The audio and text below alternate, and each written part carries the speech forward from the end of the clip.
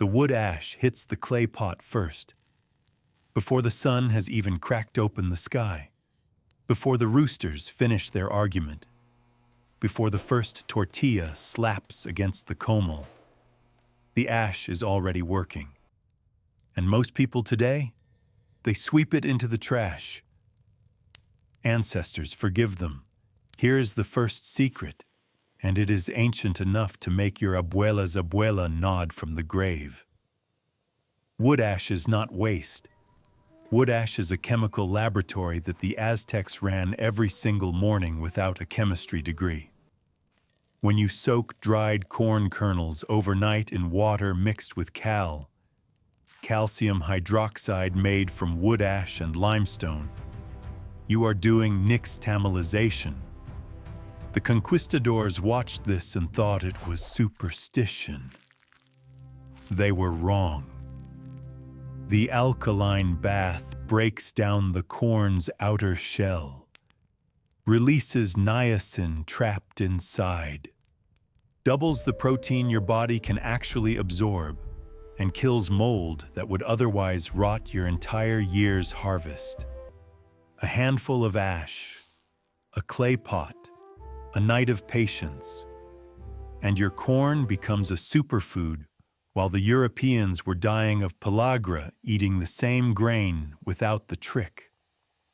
Today, they throw this process away in favor of pre-packaged masa, but in the 16th century, this was pure gold in a ceramic bowl. But here is where the genius starts. While that corn is soaking, you do not stand and watch it. You are already working the second secret. The maguey plant, the one your neighbors ignore, the one that grows on the rocky hillside where nothing else bothers. That plant is a hardware store, a pharmacy, and a refrigerator rolled into one blue-green miracle. Pull a thick leaf, and at its tip you will find a needle so sharp and strong that pre-Columbian women used it to sew leather, repair baskets, and stitch wounds closed in the field. The needle comes attached to its own thread, the long fiber that runs the length of the leaf. You peel it back carefully, and you have a needle and thread that costs you nothing and never rusts and never runs out as long as the maguey grows. Listen to me, mijo. The maguey is not finished, not even close. The heart of the plant, the piña, roasted underground for 3 days in a pit lined with hot stones, becomes a concentrated sugar that ferments into pulque. Pulque is not just a drink. It is a probiotic, a calorie source, and a trade item. The fiber left over, the bagasse, dries into a material that insulates walls and slows the movement of heat. Pack your storage room walls with dried maguey fiber, and your food stays cooler in summer longer than your neighbor's tin shed. That is free refrigeration from a plant that asks nothing from you.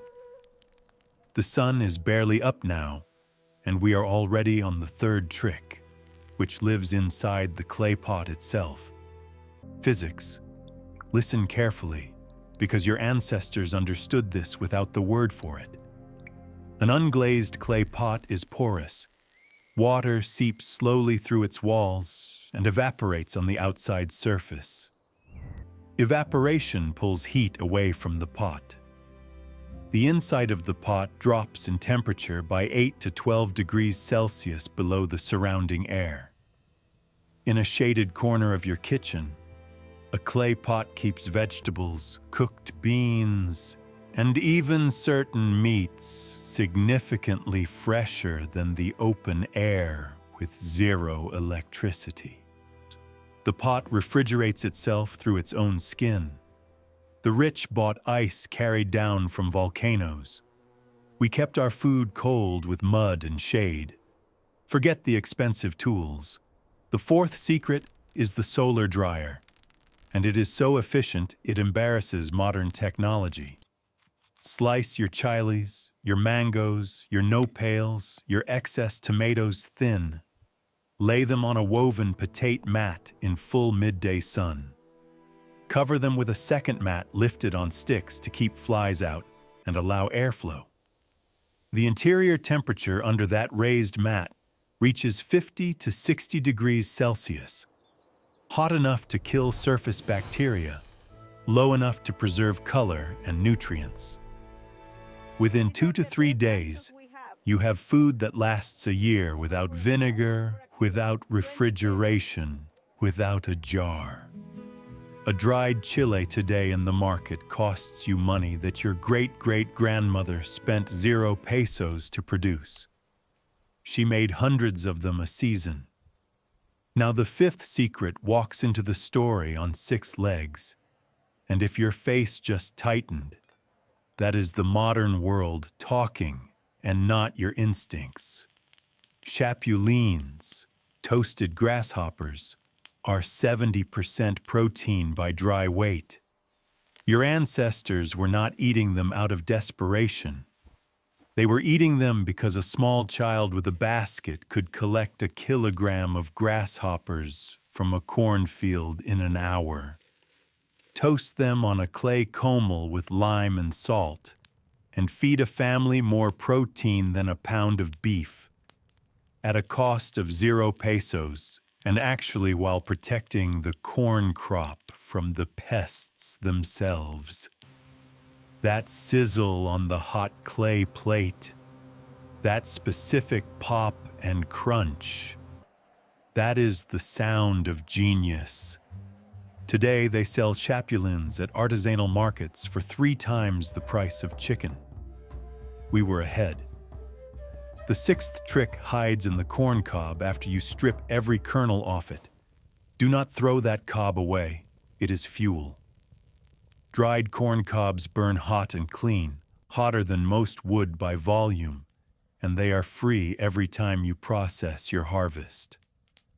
A basket of cobs under your comel means you are not paying for firewood while cooking. In between meals, pack the ash from those burned cobs back into the nixtamal pot. The cycle feeds itself. But here is something most people miss about the 7th secret, which is the nopal cactus pad itself. Scrape the spines with a stone or dry corncob husk. Not a knife, because the knife takes too much of the skin. And you are left with a pad that is 3 things simultaneously. Fresh. It is a vegetable rich in fiber and mucilage that helps regulate blood sugar and aids digestion.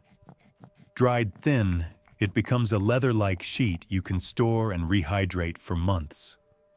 The mucilage, the sticky sap, mixed with mineral pigments, becomes a natural paint and sealant.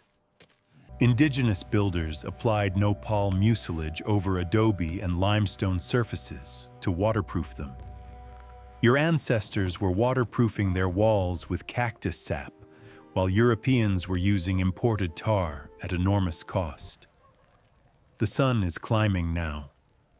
We are halfway through the morning and already on the 8th secret, which smells like smoke and smells like survival. The smoke itself.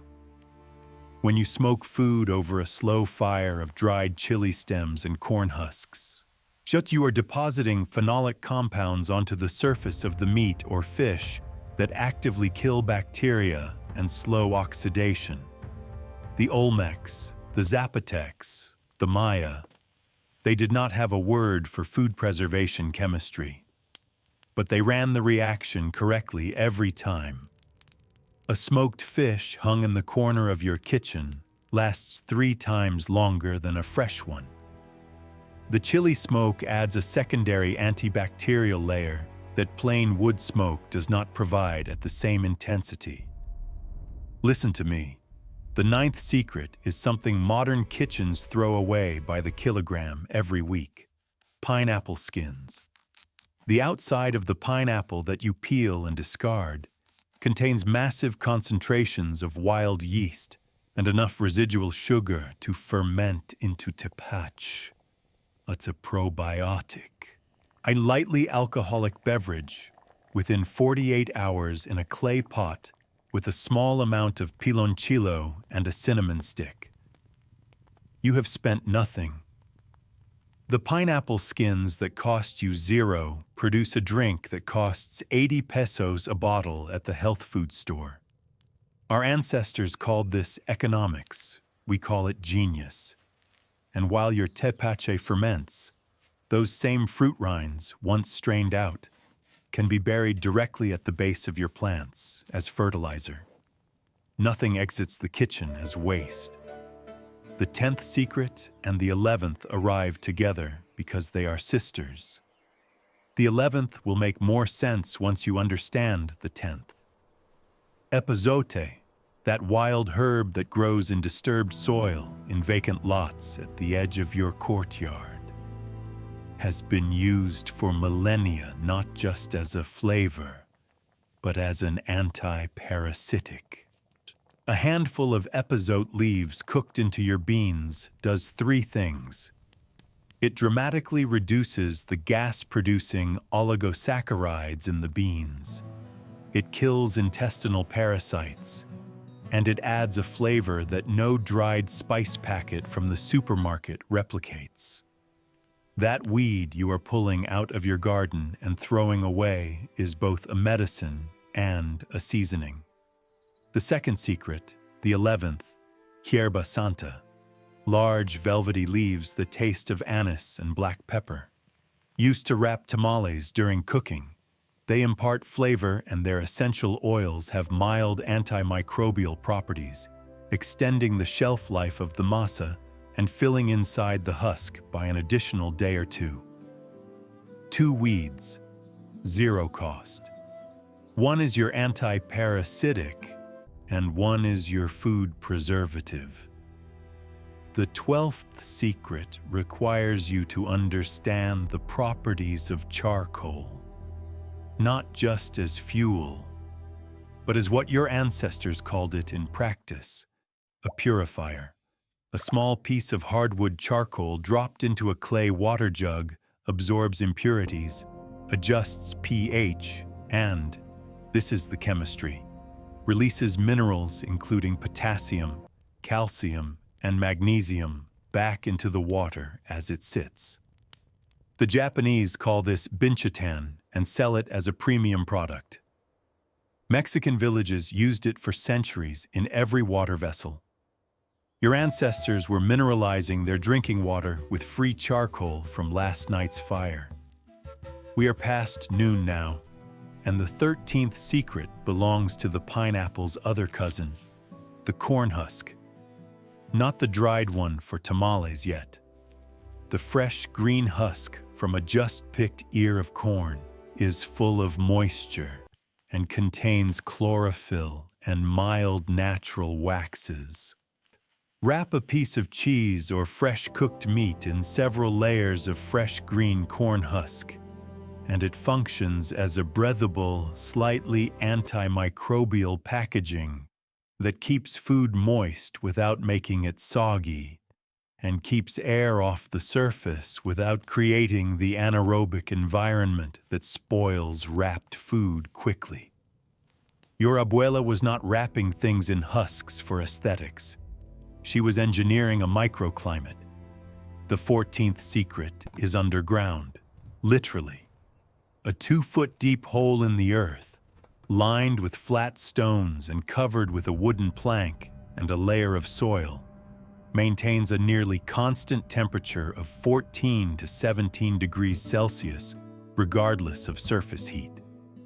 Your ancestors called this a bodega fria, or simply kept it as part of the floor of the kitchen, where the ground was never disturbed.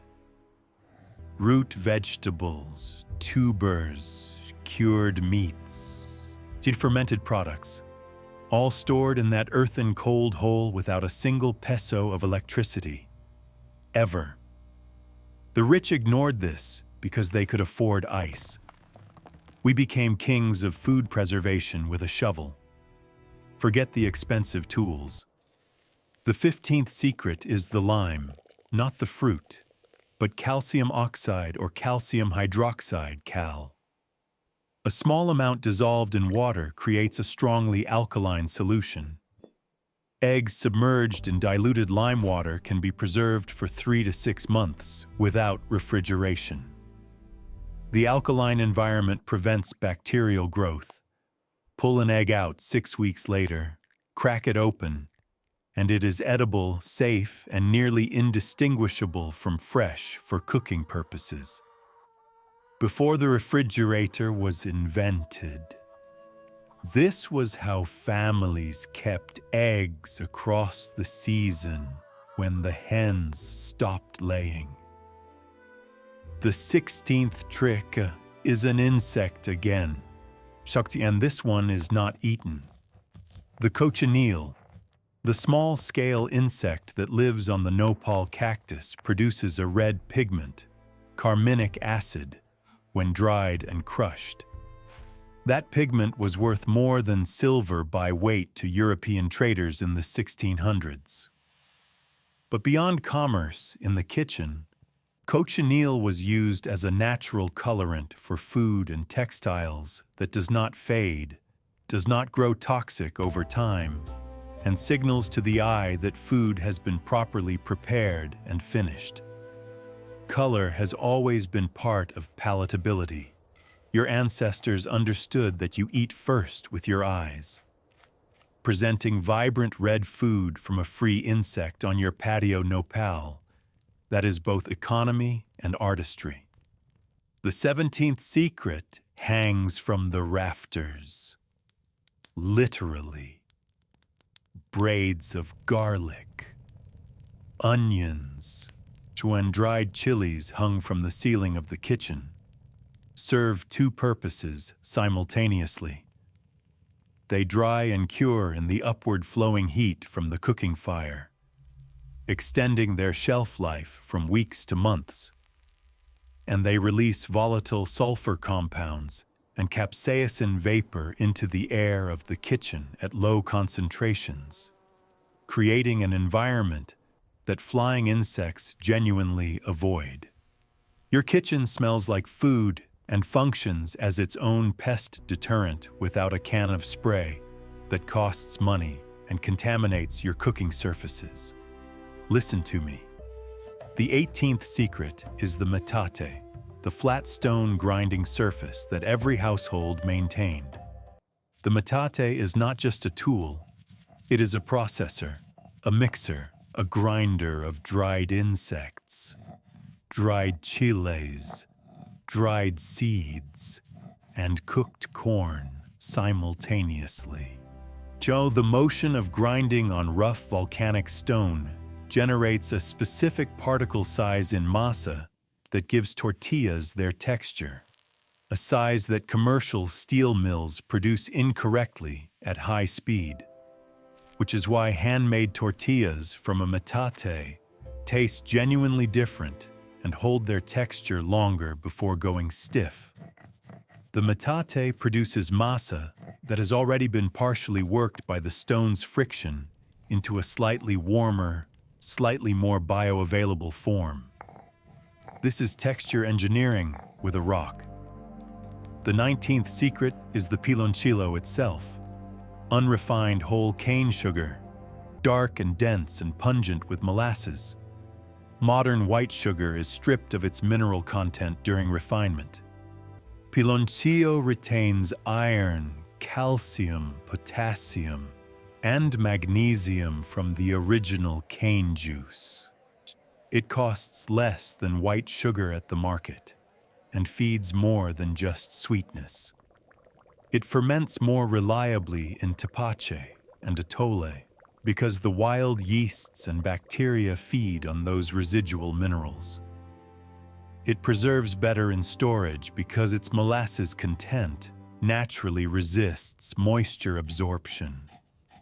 Your ancestors chose it not out of tradition alone, but because it worked better.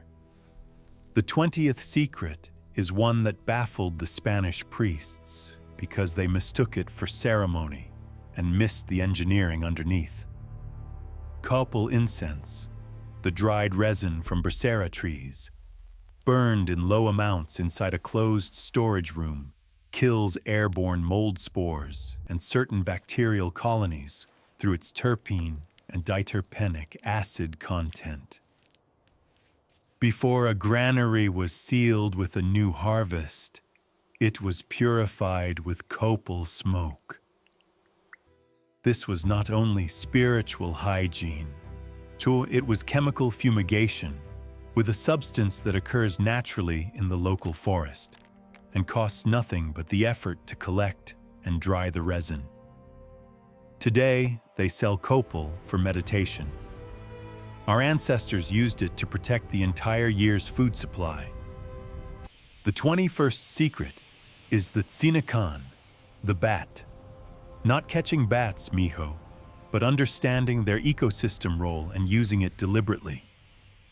Bat guano collected from caves or stone outcroppings near villages is among the richest natural fertilizers on Earth.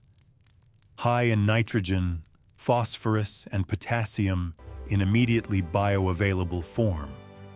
One application doubles vegetable yield without any commercial input. Families who knew where the bat colonies roosted treated that location as a private mine. Today, they sell processed bat guano as premium garden fertilizer. Our ancestors carried it home in clay pots for free. The 22nd secret is in the pulque's second life. Once pulque ferments past drinking quality, it does not become waste.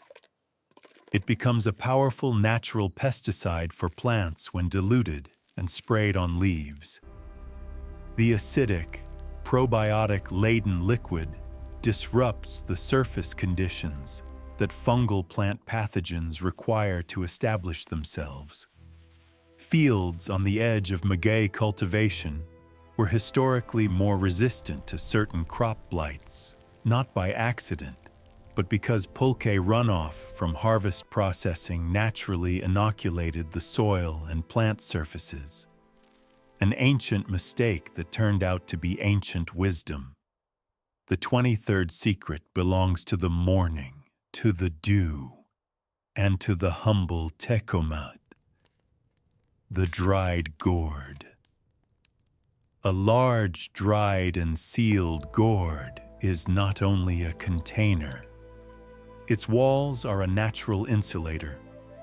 Water stored in a tecomate in a shaded spot stays markedly cooler than water in a clay bowl because the gourd's wall has lower thermal conductivity than fired clay. It is lighter to carry. It does not chip and contaminate your water with ceramic dust.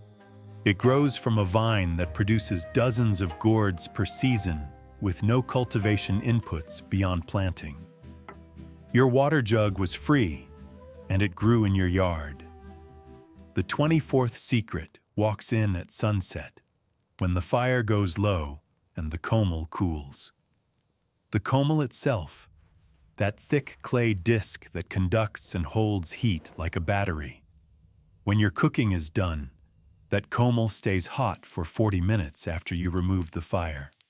That residual heat is enough to toast seeds, warm leftover food, dry wet herbs, and even temper chocolate in its cooling phase without burning it. You pay for the fire once. You cook twice. The 25th secret, and this is the one that will stay with you tonight, is fermentation itself as a philosophy. Not just tepache, not just pulque, not just nixtamal. Every kitchen in every pueblo was a living laboratory because our ancestors understood instinctively what modern science now confirms. That the invisible world of bacteria and fungi managed correctly transforms cheap and perishable ingredients into shelf-stable, nutritionally superior foods at a cost that approaches zero. Fermented masa for tamales. Fermented beans for a more digestible protein. fermented fruit skins for beverages, fermented agave for medicine and celebration. Nothing rotted, everything transformed. In the line between a spoiled food and a fermented food is knowledge. And our ancestors carried that knowledge the way today's generation carries a phone. Constantly, automatically, and with the understanding that it was worth more than almost anything else they owned. The sun is down now. 25 secrets from one sunrise to one sunset. Your ancestors did not have less than us. They had more knowledge per peso, more efficiency per calorie, more dignity per square meter of land. They could stretch one corn harvest into 2 years of nutrition. They could turn a rocky hillside with a maguey into a hardware store, a pharmacy, a textile mill, and a bar. They could keep food cold without electricity, and preserve it without chemicals, and grow more of it without money, and feed a family without waste, and still have enough left over to celebrate. What are we throwing away today that is pure gold? What grows in your courtyard that you are pulling out as a weed that your great-great-grandmother would have called dinner, medicine, and building material? The ash from your grill is nixtamal waiting to happen. The pineapple skin in your trash is tapash, fermenting in the wrong direction. The corn cobs in your compost pile are fuel you already paid for and then paid again to discard. We did not survive poverty. We outsmarted scarcity. There is a difference so large you could fit an empire inside it. And one empire tried. And our kitchen outlasted it by 500 years and counting.